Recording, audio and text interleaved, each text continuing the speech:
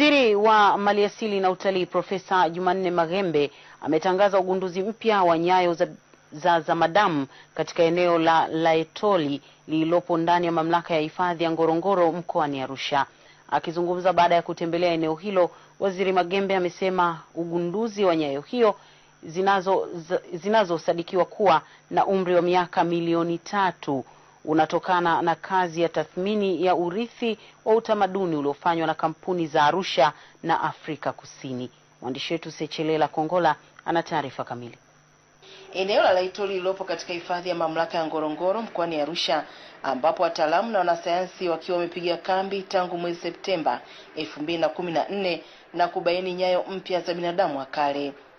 Waziri wa Maliasili na Utalii Profesa Jumanne Maghembe amefika katika eneo hilo, ambaye amesema watafiti waligundua nyayo hizo na kufanya uthibitisho iwapo nyayo hizo ni za binadamu wa kale, na kazi hiyo ilichukua siku 10 na kubaini kuwa ni za binadamu wa kale. Na mimi waziri wa Maliasili na Utalii ninatangaza rasmi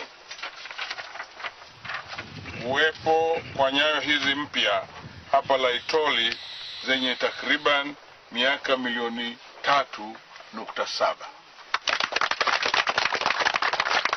Pia amesema ugunduzi wa nyayo hizo una umuhimu mkubwa kwa nchi kutokana na kuwepo kwa historia za nyayo katika eneo hilo. Ugunduzi huu unazidi kuipaisha Tanzania katika nyanja za utafiti wa chimbuko la binadamu, hususan katika kutembea wima kwa miguu miwili baada ya mikono, badala ya kutembea kwa mikono na miguu.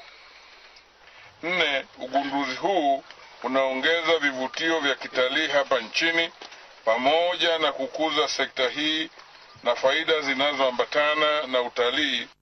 Kufuatia umuhimu huo, ameomba watafiti na wanasayansi kukamilisha kubuni jengo la makumbusho ili waweze kupewa fedha na serikali ili kuweza kuhifadhi nyayo hizo.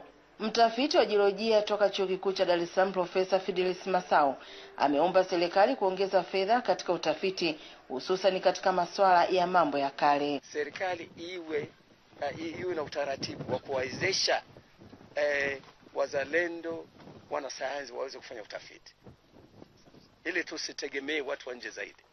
Mmoja wa watafiti aliyeshiriki katika ugunduzi huo, Josephat Guto, amesema utafiti huo ulifanywa kwa umakini mkubwa ili kuhakikisha hawabomoi mwamba unaohifadhi nyayo hizo. Kwa hiyo kwa wakati wote tulikuwa tunafanya kazi, tunafanya kazi kwa uhakika na uangalifu, kwa sababu ule mwamba usivunjike. Utafiti huo wa nyayo za binadamu wa kale ni wa kwanza kugunduliwa na watafiti wazalendo. Sechelela Kongola, TBC1, Arusha.